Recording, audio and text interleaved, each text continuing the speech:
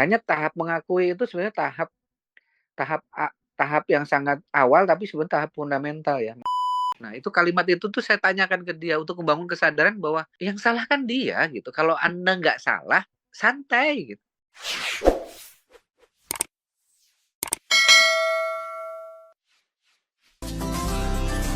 Sesaat lagi Anda akan menyimak Bincang Psikologi Keluarga.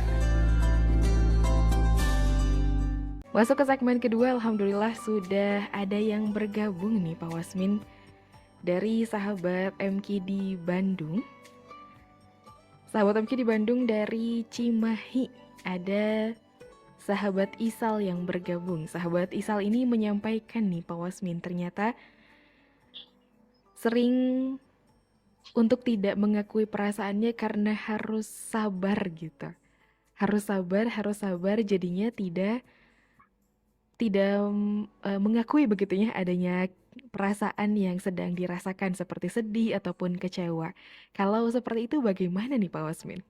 Ya, itu betul. Salah satu kendala ketika kita mau latihan managing emotion, yaitu pada tahapan keempat ini, pada aspek keempat, accepting ya, atau menerima. Acceptance itu adalah kemampuan menerima. Mirip seorang ibu-ibu tadi yang saya ilustrasikan ketika anaknya nangis. Ibu ini tidak tidak menerima bahwa anaknya sedang ada masalah emosi, sedang tantrum, mungkin sedang nangis. Ibu ini sibuk dengan dirinya sendiri. Sibuk dengan dirinya sendiri, dengan acaranya, mungkin karena takut ngeganggu temennya, akhirnya malah coba dimarahin nih anak ini. Bukannya diakui, dirangkul, ditenangin gitu ya. Nah, termasuk kita nggak langsung terima emosi kita itu karena sibuk sendiri, yaitu tadi sibuk ingin dianggap berwibawa, ingin dianggap sabar, ingin dianggap kuat gitu loh. Ya mungkin status-status sosial yang sudah ada dalam diri kita inilah yang salah satunya nggak nerima bagian itu gitu. Sebagaimana seorang ibu-ibu yang mungkin dia nggak enak dengan pandangan sosial, akhirnya anaknya nggak diterima gitu. Ya. Dia pengen yang baik-baik saja dari anaknya kan gitu. Ternyata anaknya hari itu bikin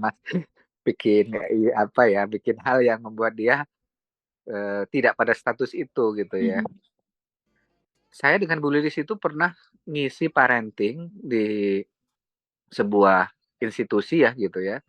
Karena di luar kota akhirnya kesempatan lah bawa anak gitu ya. Bawa anak, dan anak itu kan ada tempat main, tapi apa namanya, di tempat main itu kan selama kita ngisi itu nggak bisa di sana terus kan anak itu kan. Akhirnya dia coba masuk gitu, padahal kita udah kasih tahu nanti selama kami ngisi kamu main di sana ya, gitu. Itu unik tuh, unik di mana udah ada kesepakatan kami anak masuk dengan kondisi yang saya merasa terganggu gitu loh. Saya merasa terganggu. Akhirnya saya ngerasa nggak enak. Nah, uniknya Bu Lilis waktu itu malah memperkenalkan ini anak saya, ini gitu. Masya Allah. Saya lihat Bu Lilis santai banget gitu ya dengan anak yang kondisi nggak secara status sosial itu nggak menandakan anak Bu Lilis Pak Wasmin lah gitu. Masya Karena Allah. mungkin nggak wangi, nggak apa, karena habis main ya mungkin keringetan apa gitu. Nah, di situ saya langsung sadari ini ada yang problem dengan emosi saya nih, yang masalah saya nih, Ya. gitu. Bukan anak, namanya anak-anak kan. Akhirnya saya ikut-ikutan yang Bu Lilis lakukan gitu, yang Bu Lilis lakukan gitu. Eee, yang satunya diperkenalkan Bu Lilis, yang satunya saya perkenalkan gitu, saya terima gitu. Tiba-tiba saya jadi nyaman sendiri gitu, yang tadinya saya punya standar khusus tentang kerjasama, di mana namanya kerjasama jangan masuk dong gitu, di luar gitu, biar kita lagi ngeksplor materi nih gitu. Nah itu tuh, jadi kita itu sibuk dengan sendiri-sendiri itu salah satunya tadi, pengen dianggap sabar, pengen ada status sosial yang terganggu di situ gitu ya. Ada seorang seorang ustadz yang mungkin ada tahap tertentu dia grogi gitu ya. Ya tapi udah dikenal ustadz lah ya gitu, sehingga dia malah nggak bisa menguasai emosinya saat di panggung, akhirnya kemana-mana ininya, apa,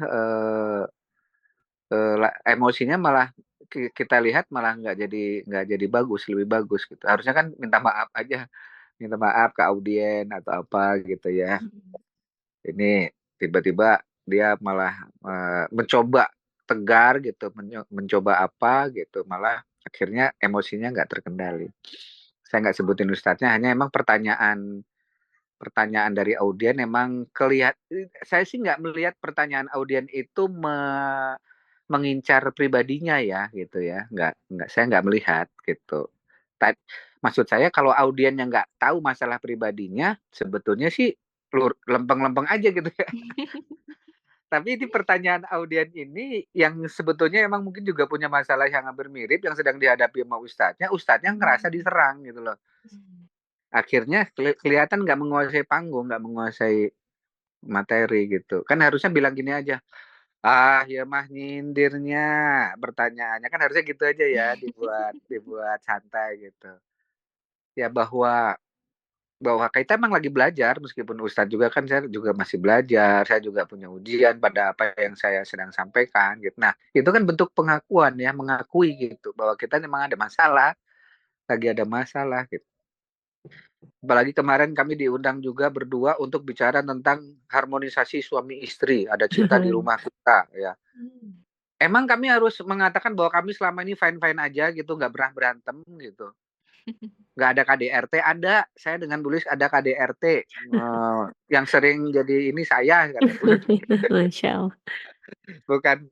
bukan suami ke istri, istri ke suami. Iya nih, saya kalau lagi Bulis marah teh kulit udah babak belur gitu. Jadi kita emang akuin, Bu Lilis juga.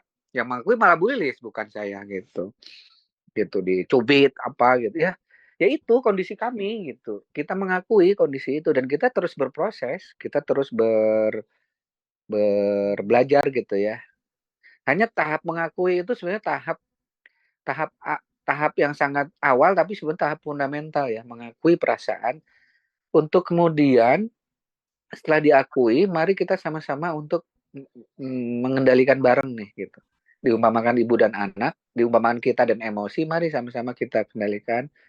Mari kita sama-sama cari solusinya nih gimana supaya kalau ada trigger kita jauh lebih tenang gitu. Ya itu ya. Tadi sahabat Cimahi ya.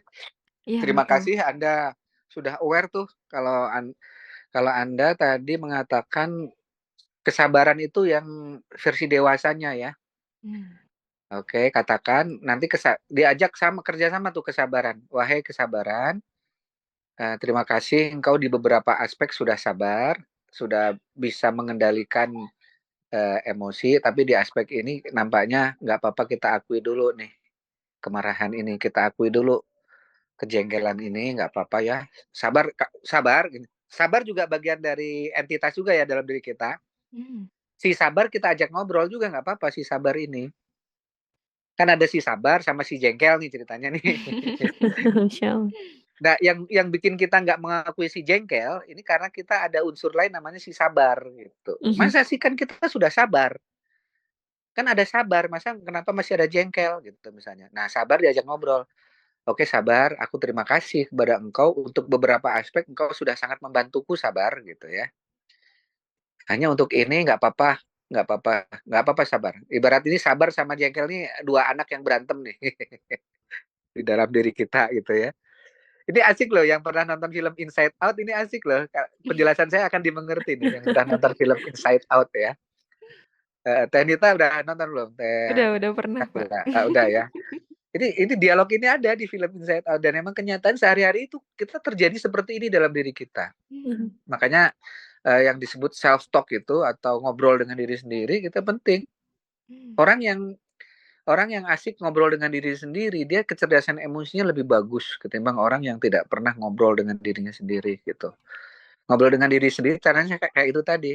Gitu. Ibarat ini si sulung dengan anak kedua berantem gitu kan. Katakan misalnya si sulung lagi diam kamu diam nangis mama keganggu tuh mau misalnya si sulung belain kita gitu ya. Kita bisa damaikan, bisa ucap terima kasih sulung, terima kasih. Bentar nggak apa-apa nih adik kamu lagi nangis ya, yuk kita peluk bareng-bareng yuk gitu. Gitu. Jadi seperti itu sahabat yang di Cimahi ya. Masya Allah. Terima kasih Pak Wasmin untuk jawabannya. Semoga ini pun menjawab untuk sahabat Isal di Cimahi. Kemudian Masya untuk Allah. sahabat di Yogyakarta nih, sahabat Nahla, silahkan. Baik, terima kasih sahabat Nita. Izin Pak Wasmin, ini ada pertanyaan dari sahabat MQ yang tidak menyebutkan namanya. Terkait dengan sampai batas mana penerimaan perasaan yang sedang muncul itu, dan kapan kita harus tahu moving forwardnya sudah saatnya begitu, Pak Wasmin. Moving forward artinya nggak nerima. Maksudnya gimana? Moving forwardnya ini mungkin Mhm. yang Tampaknya sepertinya move on kapan? lah ya gitu, move Iya, on dari perasaan itu. Jadi betul. oke, ada udah titik ya itu ya, ada Mhm. lanjutannya. Sudah Pak. Oh iya, jadi sampai batas mana kita menerima? Hmm, Nggak ada syarat, nggak ada batas. Oke. Kita terima. Ibarat tadi anak, masa kita sampai batas mana untuk terima dia sebagai anak kita? Sampai sampai nangisnya nggak melebihi nangis apa misalnya? Ya nggak ada. Mau nangisnya teriak-teriak sampai kedengaran mic juga tetap anak kita itu. Nggak boleh terus tidak mengakui anak gitu. Oke, misalnya sih anaknya nangis nih ya. Oke, kamu tetap jadi anakku, asal nangisnya nggak boleh melampaui ini, karena itu udah di luar batas kesabaran mama. Kan nggak begitu kan ya. Mau nangis sekenceng apapun, dia tetap anak kita. Mau sejengkel apapun perasaan muncul ini, si jengkel ini tetap perasaan kita juga. Jadi mengakui itu nggak ada batas, kita akui, kita rangkul semuanya. Nah justru dengan tidak ada syarat tadi, tidak ada batas, nanti justru dia mau nanti kita ajak bareng-bareng untuk melangkah ke depan gitu ya. Bukan untuk dihilangkan ya. Way forward atau moving forward atau disebutnya move on tadi itu tidak untuk menghilangkan ya. Tidak tidak menghilangkan perasaan negatif tadi itu. Ingat ya, perasaan negatif itu tidak untuk dihilangkan. Atau yang disebut orang sifat negatif untuk dihilangkan gitu. Itu nggak boleh dihilangkan. Karena sebetulnya dalam diri kita itu nggak ada sifat negatif positif. Coba, waktu pertemuan berapa ya waktu itu kita sudah bahas. Emang ada sifat negatif? Misalnya apa? Sifat apa yang negatif? Misalnya malas. Boleh nggak dihilangin malas? Nggak boleh. Malas itu tidak boleh dihilangin. Ada saatnya kita butuh malas gitu ya. Contohnya lagi sakit. Kita butuh malas untuk bed rest gitu ya. Lagi sakit terus saja kerja gitu. Apa? Sifat nggak jujur, bohong. Boleh nggak jujur dihilangin? Nggak boleh. Bohong itu nggak boleh dihilangin sepenuhnya. Ada maling gitu, ada garong gitu. Masuk rumah kita, di mana lemari berangkas? Jujur di sana gitu. Nggak boleh, ada saatnya kita membutuhkan sifat-sifat itu. Tapi di saat jujur ya malu, sifat malu boleh nggak dihilangin? Nggak boleh gitu. Mau maksiat itu kita butuh malu gitu. Kalau naik panggung kita butuh pemberani. Maksiat istirahat dulu ya, karena kita mau naik panggung. Aku panggil berani gitu loh. Mau siaran, mau siaran. Yang malunya diistirahatkan dulu. Boleh kamu bukan dihilangkan ya, dimundurkan dulu gitu. Ibarat wayang gitu kan.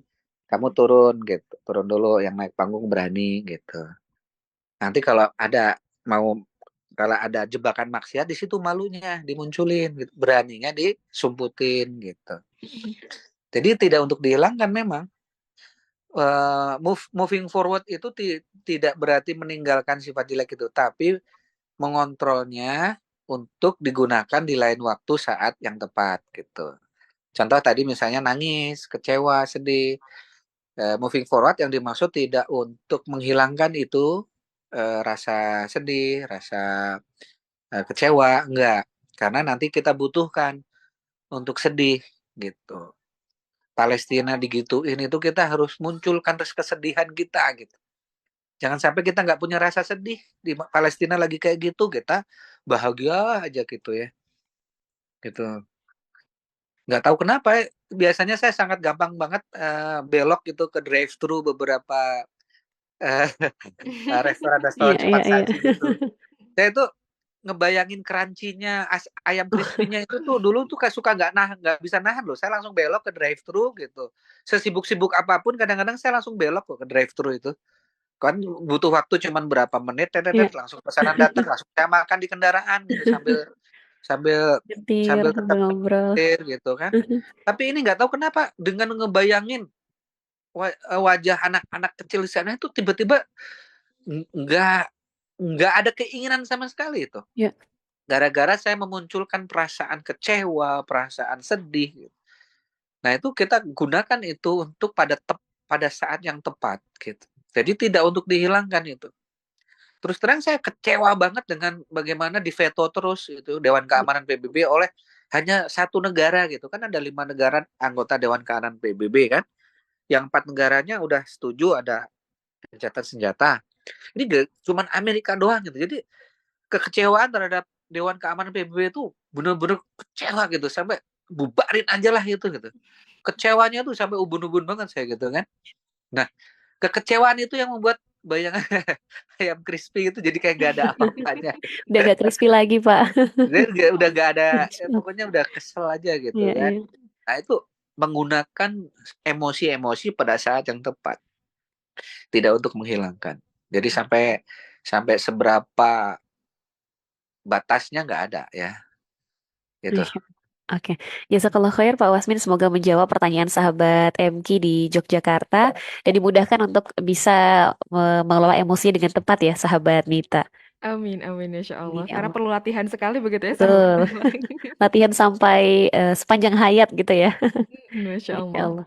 Alhamdulillah di Bandung kembali ada yang bergabung nih Mhm. Pak Wasmin dan juga sahabat Nahla dari Ibu Rus di Garut. Oh di Garut bukan, di Bandung begitu ya. Dari Garut ada Ibu Rus yang bergabung. Bagaimana cara menghadapi orang yang emosian nih Pak Wasmin? Karena seringkali karena ada orang yang emosian ataupun ini menjadi trigger begitu dari luar, kita pun jadi ikut ke bawah emosi Pak Wasmin. Bagaimana cara menghadapinya? Ah, cara menghadapinya ada 2 posisi ya yang Mhm. saya tawarkan. Posisi pertama, posisi kita tidak punya otoritas untuk membantu dia. Artinya posisi pertama ini kita agak pasif, hanya lebih pada membentengi agar kita tidak kesetrum gitu terhadap emosi dia. Nah, caranya banyak ya yang dilakukan, misalnya kalau di Sunda itu istilahnya tong sarwana gitu. Itu kalimat bagus itu. Kalimat mekanisme untuk kita memanage emosi gitu. Itu udah masuk ke tahapan terakhir tadi namanya bikin boundaries. Nah, kita loncat ke yang nomor 8 ya. Boundaries. Boundaries itu kita membuat proteksi diri agar kita tidak kena setrum emosi-emosi di samping kanan kiri gitu.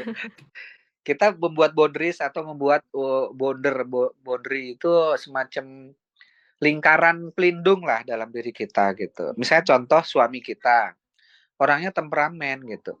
Nah, lingkaran pelindung itu dengan sugesti barusan, ah tong sarwa gelo nak, da jelma gelo wah gitu. Meskipun suami sendiri boleh lo dalam hati tapi yang ngomong ya gitu. Suami gelo dah maksud maksudnya bukan suaminya gelo keseluruhan gitu. Gelo kalau lagi ada masalah gitu kok nggak kendali banget sih si lu teh gitu ya. Nah, pada saat itu dia gila tuh. Karena nggak bisa sadar, nggak sadar kan. Supaya saya nggak sama gilanya gitu. Istilah Sunda tong sarwa gelona gitu. Kalau kita menghadapi orang gila kan kita jadi kayak gila kan gitu. Jadi itu salah satu sugesti untuk agar kita punya lingkaran pelindung gitu. Jadi nggak kesetrum atau nggak kena ke bawah emosi di lingkungan gitu. Ada juga model-model sugesti untuk boundaries ini ya. Misalnya uh, lu, lu aja kali gitu. Pernah denger gak teh? Pernah, pernah Pernah, Pak. Kak. Misalnya orang lagi gini-gini, lo misalnya dia Iya, lagi nyari dukungan gitu. Kita itu kan harusnya gini gini gini, gini, gini. iya, Coba bayangin, aku itu kan gini gini gini ya. Kamu ngerasain nggak sih? Kita langsung bikin boundaries. Lu aja kali gitu. Nah, maksud iya, itu tuh boundaries juga loh. iya, iya. Boundaries gitu. Padahal kita juga agak-agak membenarkan dalam hati. Tapi karena kita nggak mau kesetrum, kita bilang Mhm. lu aja kali. Maksudnya kita nggak punya perasaannya itu mah hanya Iya. perasaan kamu aja. Meskipun dia kesel banget kalau kita lagi gitu-gitu. Ah, kamu mah nggak empatik gitu ya. Yang maksud kita kan kita mau melindungi perasaan kita kan. Mhm. Boleh dong, kita masa harus ikut-ikutan terus gitu dengan perasaan orang. Ya, kita juga butuh perlindungan diri tuh kan. Boundaries itu kita membangun perlindungan diri gitu, biar kita tetap stabil gitu. Nah, ada yang ketiga yang kadang-kadang saya sampaikan juga ke klien-klien yang dia ada dalam relationship yang buruk ya. Saya sering katakan begini ke dia, "Itu masalah Anda atau masalah dia sih?" Nah, itu kalimat itu tuh saya tanyakan ke dia untuk membangun kesadaran bahwa yang salah kan dia gitu. Kalau Anda nggak salah, santai gitu. Santai. Kenapa Anda jadi ikut pusing gitu? Yang salah kan dia gitu. Ya tapi Pak, tapi apa? Tapi kan nanti kalau dibiarkan terus kan, ayo kalau dibiarkan terus emang kenapa? Kalau dibiarkan terus kan dia yang rugi. Kenapa Anda jadi ikut pusing gitu? Nah, intinya banyak banyak kita nggak melindungi perasaan kita, nggak melindungi diri kita sendiri dari perilaku buruk atau emosi buruk orang lain, gara-gara kita terlalu peduli. Ya, mohon maaf di sini nih, kalimat ini perlu saya keluarkan nih ya. Kita itu kadang-kadang terlalu peduli, ya boleh ya. Nah, kalau kalau yang kedua ini sudah masuk cara menghadapi yang level kedua gitu ya. Yang level pertama tadi itu kan kita tidak dalam punya otoritas untuk menasihati dia atau membantu dia ya. Ini yang penjelasan yang pertama. Jadi kita hanya untuk melindungi diri kita. Gitu. Jadi saya sampaikan ke klien saya kalau memang Anda tidak punya otoritas untuk menasihati dia, tidak punya otoritas mengubah dia, tidak punya kemampuan gitu. Apalagi misalnya, mohon maaf dalam konteks finansial malah dia yang lebih hebat misalnya ya. Malah Anda termasuk yang dibiayain gitu misalnya. Nah, itu tuh ada pada pada cara pertama, bukan cara kedua. Kalau cara kedua itu kayak saya kepada Anda. Saya seorang terapi, saya seorang konselor, saya bisa membantu mengubah Anda, menasihati Anda gitu. Saya punya otoritas di sini dan saya punya kekuatan emosi untuk tidak terbawa oleh emosi Anda gitu. Makanya saya tumbuhkan kepedulian saya untuk membantu mengatasi emosi Anda. Tapi saya yakin saya tidak akan kebawa tuh emosinya. Nah, tapi kalau Anda terlalu peduli dengan emosi orang itu, Anda yakin Anda bisa ngebantu dia? Enggak sih Pak, dia mah orangnya nggak dengerin saya. Ya udah, kenapa Anda terlalu peduli? Nah, ini kalimat ini harus ditangkap dari awal nih. Karena kadang-kadang kepedulian kita bukannya membantu orang, orang nggak berubah juga, kitanya malah yang rusak. Istilahnya apa itu ya? Kita itu seperti lilin. Wah, menerangi orang lain. Tapi Memadamkan diri sendiri. dirinya habis gitu, Iya. habis emosinya, capek, bahkan mungkin sakit-sakitan gitu. Nah, mendingan orang lain terterangi. Kadang-kadang orang lain juga nggak diterangi juga gitu ya. Bahkan saya pernah uji juga nih ke yang klien saya ini. Seandainya Anda kan bermaksud membantu dia ya dengan segala macam ingin ngubah dia gitu dari itu. Tapi kalau benar-benar Anda jujur ya, kalau saya tanya ke dia, sebetulnya kalau Anda berharap bantuan dari si A, ya A ini klien saya ini, bantuannya apa sih? Anda yakin dia akan jawab bantuannya adalah yang tadi Anda harapkan tadi? Enggak kan, belum tentu.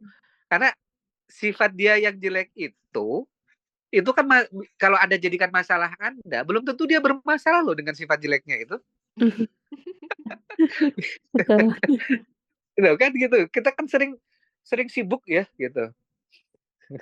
Sering sibuk gitu dengan terlalu peduli dengan orang, asumsikan aja nih misalnya peduli dengan temennya gitu yang misalnya temennya itu apalah gitu dengan bau badan misalnya bau badan gitu ya temennya aja yang bau badan juga nggak pusing dengan bau badannya kenapa Anda jadi pusing kalau Anda keganggu tinggal pakai masker aja gitu.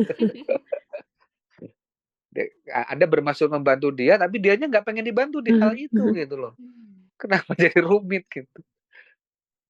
Nah ini ya jadi ada dua ketika menghadapi orang yang Emosian. emosian kayak gitu posisi kita bisa dua ya satu sebagai sebagai apa namanya yang pertama kita sebut apa yang kedua sebagai penolong yang pertama sebagai defender lah ya defender aja Oke. defender sebagai defender artinya Anda bagaimana punya self boundaries ya punya pertahanan diri punya lingkaran pelindung proteksi agar Anda tidak kebawa-bawa tadi ada beberapa teknik ya gitu yang kedua kalau emang Anda punya otoritas boleh memposisikan sebagai konsultan atau penolong untuk membantu dia. Kalau misalnya nggak bisa didengar ucapan Anda, bisa direferensikan ke yang lebih profesional, nanti bisa hubungi nomor saya atau Bu Lilis ya. Nanti sampaikan Teh Nita nomornya. Kayaknya kamu udah mulai nggak kontrol deh. Bagaimana kalau kita konsul saja ke Bu Lilis atau Pak Wasmin? Nanti dia bisa bantu. Karena aku juga nggak bisa bantu. Nah itu bisa. Ini ada beberapa teman juga yang mereferensikan temannya. Sebetulnya saya tahu Pak Wasim masalahnya, tapi dia nggak denger saya. Tapi kalau ke Pak Wasim kayak denger deh. Iya, Gitu. iya, iya. Karena Ya kenal ya boleh Pak ya. tuh. Karena kenal sama-sama Iya. modalnya gitu. Kadang-kadang nggak didengar. Tapi saya tahu bahwa ini masalahnya ini. Saya pun bisa nasihatin, tapi nggak didengar. Pak Wasim. Kental. Masya Insya Allah. Ya Allah. itu ya, silakan dicoba ya.